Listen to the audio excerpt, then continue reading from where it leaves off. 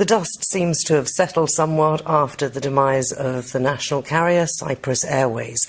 What's going to happen next? We've had the demonstrations by the staff who've been laid off and demands for new jobs. We've heard the government say that it hopes a new national carrier will come into being before too long.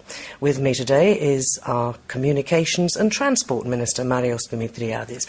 Marios, what actually is the plan for Cyprus Airways? Well, as you know, Cyprus Airways had to postpone their operations after the decision from the European Commission. Regarding the name and the logo of the company, again, we were going through a process now where we're going to hire consultants, and the name and the logo will be auctioned, will be tendered basically, and we hope to find somebody who will utilize this name to start a new company, a new local company. So it will be a private company. Will the government have any shareholding in it? Of course, it's too early to say anything on this. This is a matter which is handled by the privatization unit, by the privatization commissioner.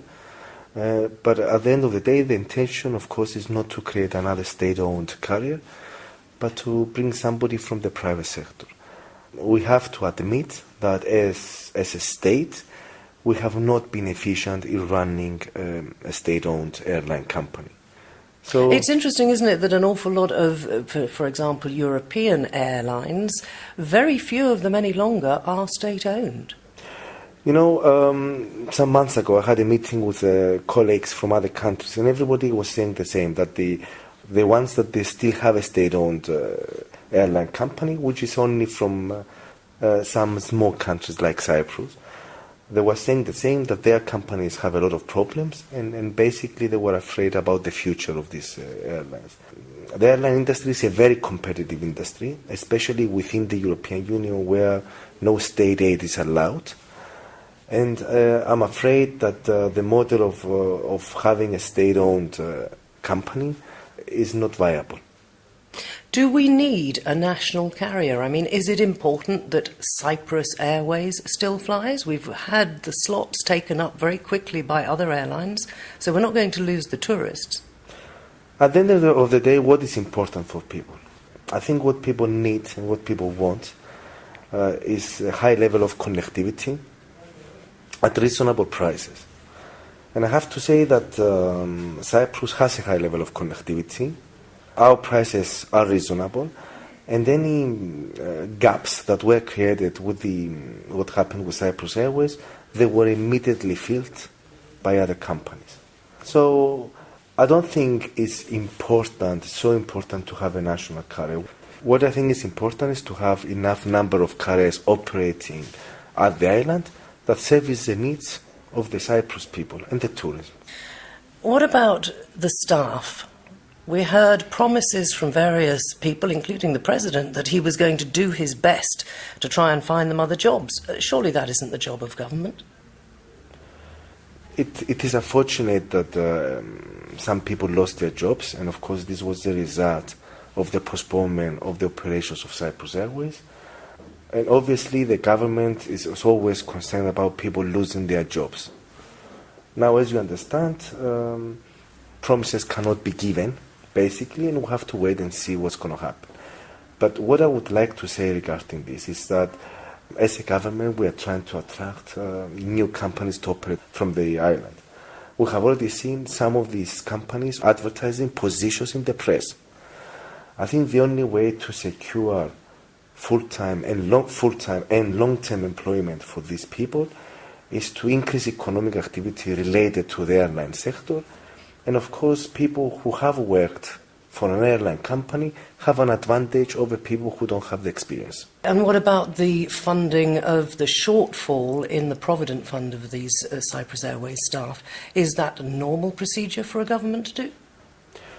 Well, as a government, we have already promised that we will secure the rights of the employees. And this is what we will do.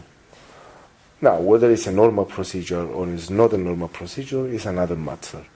Obviously, we have to be careful in whatever we do, in the sense that a lot of people are losing their jobs nowadays, and these people, they have rights as well. But As I said at the beginning, the case of Cyprus Airways, the government has committed that we will cover any shortfall in the Provident Fund. And let me ask you as well about the other shareholders. I mean, the government had the majority shareholding in Cyprus Airways, but I've spoken to a few shareholders who have just a little bit here and there, and they were very angry that all these decisions were taken without any consultation of the other shareholders. What do you say to that? Actually, there was a representative of the minority shareholders in the board. And of course, at the end of the day, the government had more than 90%, I think it was closer to 97% of the airlines. So we're talking about a very small percentage. We're talking about a company that has been losing money for the last years. The government has been funding these losses. There was no participation from any other shareholder. So, to be honest, I cannot understand what their complaint is. Of course, we live in a democracy, and if they have any complaints, they can go to the court and file a formal complaint about it. Let's get back on to positive things. Your hopes then for obviously finding an investor who will take on the Cyprus Airways name. How are you going to achieve that? Because we've heard that various companies have been mooted as possibly taking over the company, but that's obviously not going to happen now. It's going to be a brand new company starting presumably from the ground up. This is what is likely to happen at the end of the day. It's going to be a new company. But let's wait and see. I don't want to sound pessimistic. I don't want to sound optimistic. At the end of the day, there will be a process. You do understand that this is a very competitive industry. So anybody who is interested to start a new company, they need to have the necessary experience and the necessary funding. And this is something we saw with the process we ran for Cyprus Airways. There was interest, but when it came to the question of money and funding the interest, basically it proved that a lot of this interest was not real or was not serious. So we'll have to wait and see how the process evolves.